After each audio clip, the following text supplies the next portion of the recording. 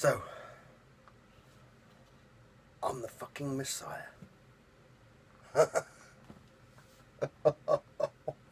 Fuck! Ah! Oh, fucking hell. My head's spinning. My fucking head is spinning. What the fuck happened tonight? Okay. Normal meeting. We turn up. Was expecting a little bit of trouble. Haven't been able to get anything out of the razors. I knew the prince was fucking pissed about whatever the Tremere had done. I was gearing up. Got my car bomb designed. I've been working day and night on that thing. Get to this meeting. Normal parade of people. Prince tells me there's an anarch representative coming from Hartford to talk to us at 10 o'clock to try and confront this razors problem. I'm thinking, fuck yeah, we're making progress here. Alright? Maybe I can get this settled. Maybe I can get this settled before this shit hits the fan. And then this Ventrue turns up. I ain't seen before.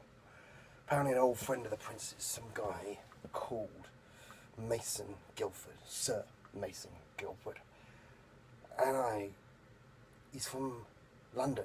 He works for this big Ventrue toff called Anne Bowsley. Whew.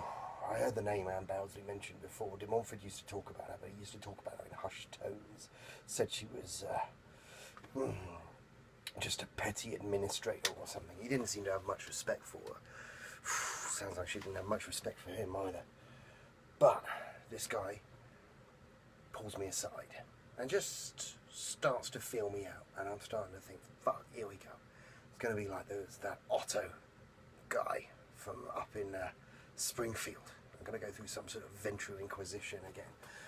And they're going to make me out to be a mongrel. They're going to make me out to be unsuitable. They're going to question why I got released. They're going to question every single piece of shit about me. But I get called away because our anarch guy turns up. Fucking load of LP was too. Stupid fucking idiot just sitting there trying to give the prince some street handshake and just says, oh, razors, they ain't our problem, man. They come, they go, they cause trouble, it's your problem, that's not our problem. It's just no fucking help whatsoever. Go outside and see that he's driving one of those stupid, souped up, hydraulic Cadillac pieces of crap. No engine to speak of, no upgrades, just fucking fortune spent on making this thing look like a pimp car. Hate that shit. Hate that shit. If you're going to upgrade a car, upgrade the engine, upgrade the core of it. You want speed, you want maneuverability, you want power. You don't want fucking hydraulics just so you can make your car jump. You don't want a fucking bass tube. Anyway, irrelevant rant. It's mechanic stuff. But then I get a call. I get a call from my club and the razors are there. Fucking razors are right there, lining up in front of my club. And I tell the prince, and he's like, I'm coming with you. We're going to talk to them. They're in my fucking city, and I don't want them here. Well, he obviously didn't say my fucking city. That's me adding my own colourful language. But the prince came down there with me. And we talk to them. And they say they don't even look at the prince. They won't even acknowledge that he's there until the prince pulls out the presents. And then they stare at him, and he says, you're in my city. I want you to leave now. And they do. They get on their bikes and they go up the road, but I just know that ain't it. I know they're not just walking out for no reason whatsoever. And then I hear their bikes revving up, and it's too late to do anything about it. And suddenly they are out, fully automatic weapons, and they are mowing down everyone in front of my club. And there's me, the prince there, there's my head of security, my ghoul, Todd, and there's all my security guys, there's guys queuing up for the club, there's people on the fucking street, and there's just hails of bullets firing at us. And me and the prince and Todd, Fortitude is just shielding us. we're trying our best to keep them from hitting all the mortals around us, but they just don't give a shit. They're just screaming, "You fucking Ventrue bastards! Die, die, die!" And I'm standing there, and I've either got a choice. I can protect the people I've got in the club, or I can leap at one of them, and I decide to keep the people safe as best I can. But then they're past, and fuck. So, there must have been like seven mortals dead. 7 mortals dead because of me. My fucking, my ghoul, Todd, my guy, the guy who guards me every night, the guy who stays outside that door and keeps it safe for me. He's freaking out. He's freaking out because this is the first time, after me teaching him fortitude, this is the first time he's ever actually had it put to the test, and he's there like grabbing at his body going, how the fuck did I survive that? And I'm trying to get him to calm down and calm everyone else down. I'm trying to get people in the bar to rest. And in the meantime, the prince is standing there, holes all through his suit, smoking from bullet wounds. Obviously, fucking Ventrue elder, so not a single bullet has even grazed his skin. And I'm like, you've got to get out of here, man. You've got to get out of here. I can explain. I'm wearing body armor. I can explain why I didn't get killed. You can't. Get out the back. Get out of here. I'll deal with this.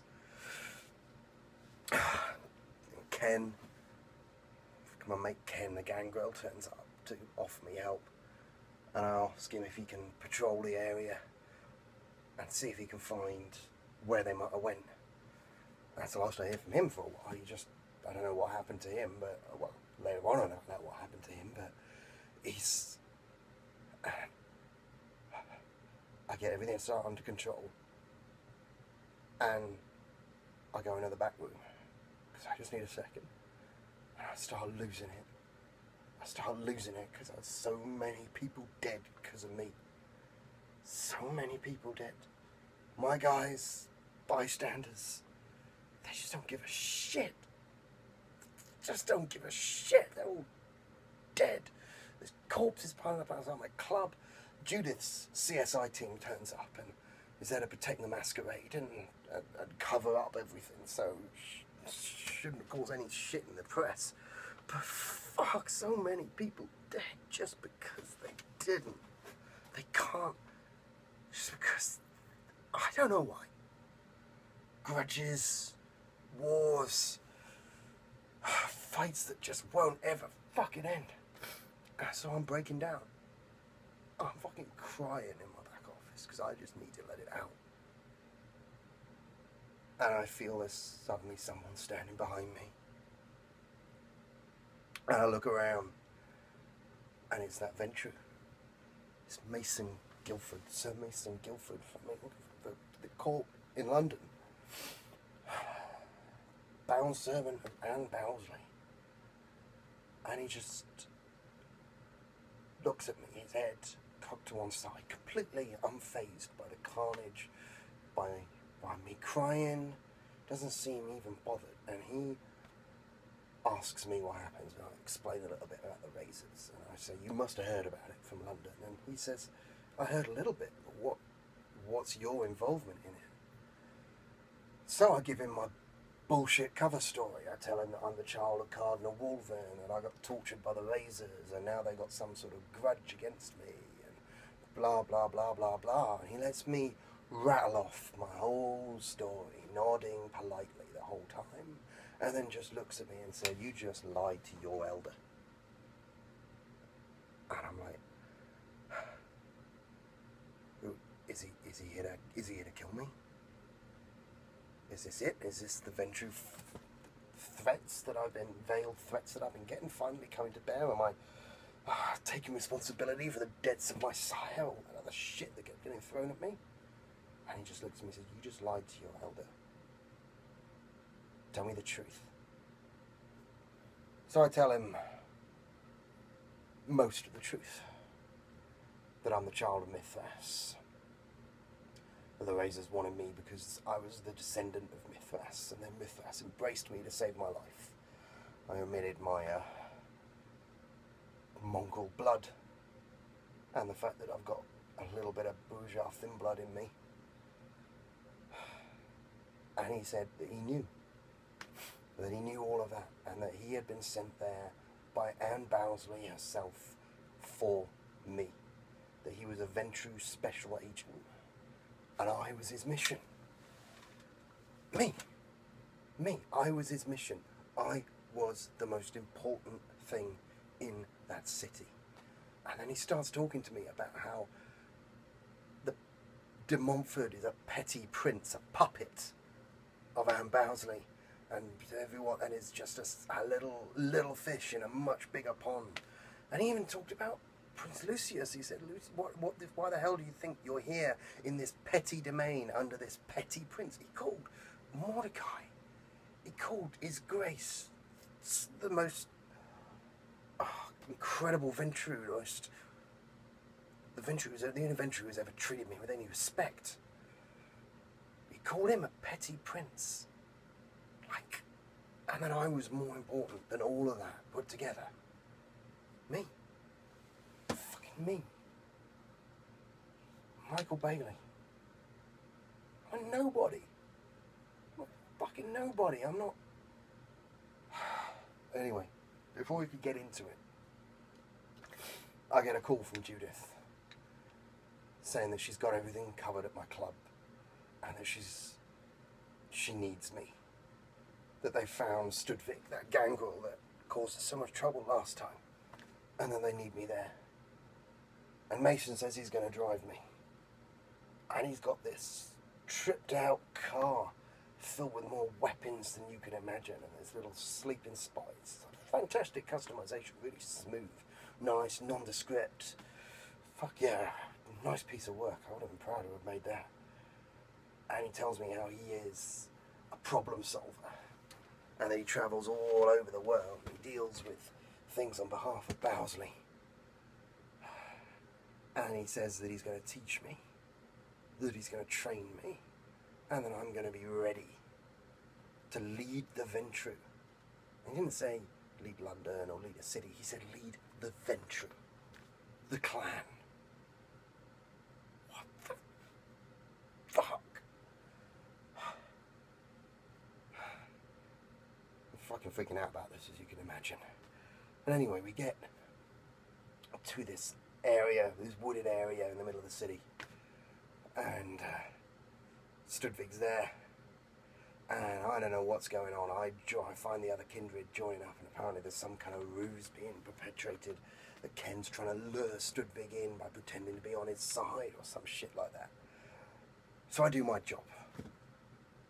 What it seems like is my job in these circumstances anyway. I stand on the front line.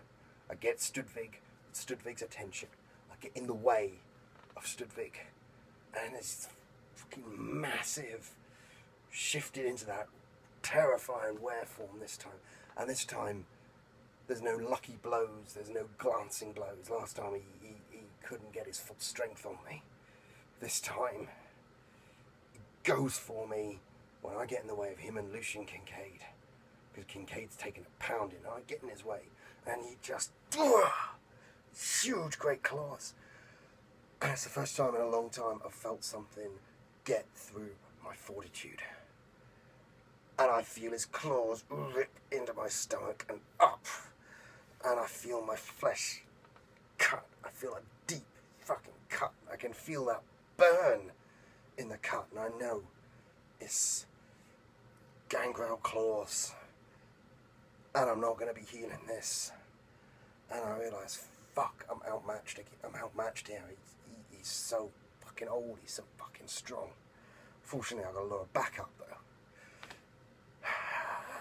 And I can feel this wound, and then and then there's gunfire, and there's weapons, and there's disciplines going off all around me. It's pretty much the whole of New Haven, in fact, Kindred, focus their anger and their power on Studvik.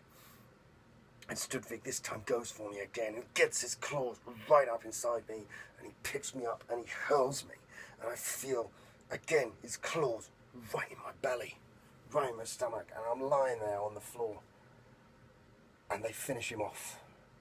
So much elder blood there. Guy fucking went down, went to ash, and I'm lying on the floor thinking, fuck, I'm going to be healing this for days.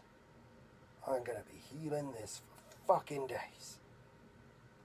And I look down.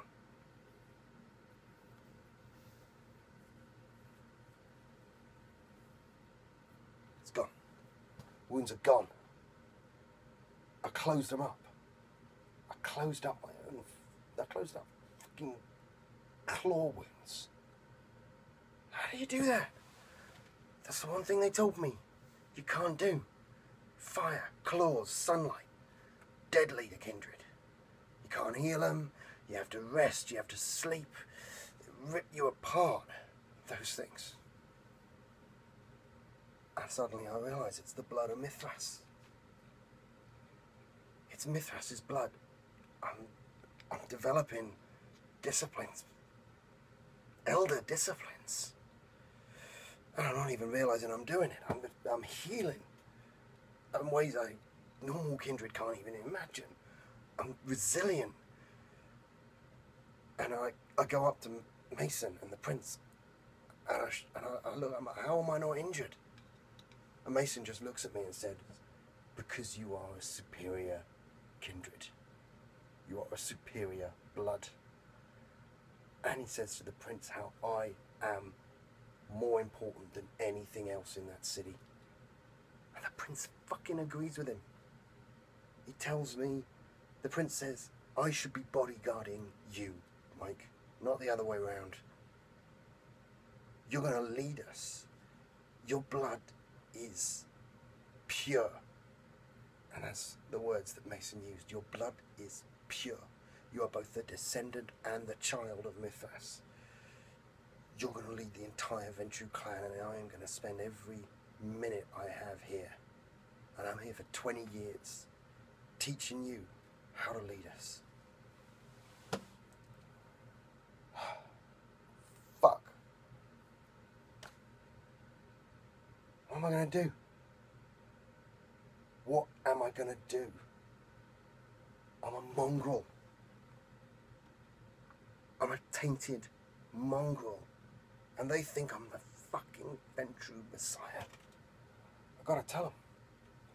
I gotta tell them I can't keep this secret. I can't have them thinking that I am some kind of demigod of the Ventrue when I'm a fucking Brujar Ventrue hybrid. Or whatever it is I am. Because they're gonna find out. He's gonna find out I can't dominate. He's gonna find out that I've got natural potence. Eventually he's going to find out that I'm not 5th generation, like I should be. My blood is watered down. I should be so much more than I am. But I'm wrong. What are they going to do if I tell them, though? What are they going to do to me if I tell them? I don't know. Do I tell them?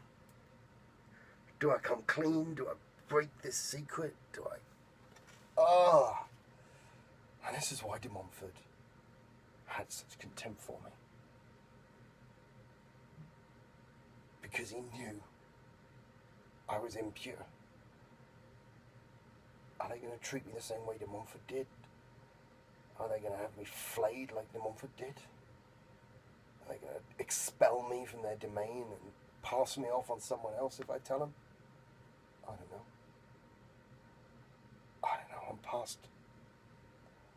I'm past being able to comprehend this world. I gotta sleep on this. I closed up the club. It's so quiet up there. It's just me and Todd outside the door. Not even gonna feed. Not enough blood to last for a little while.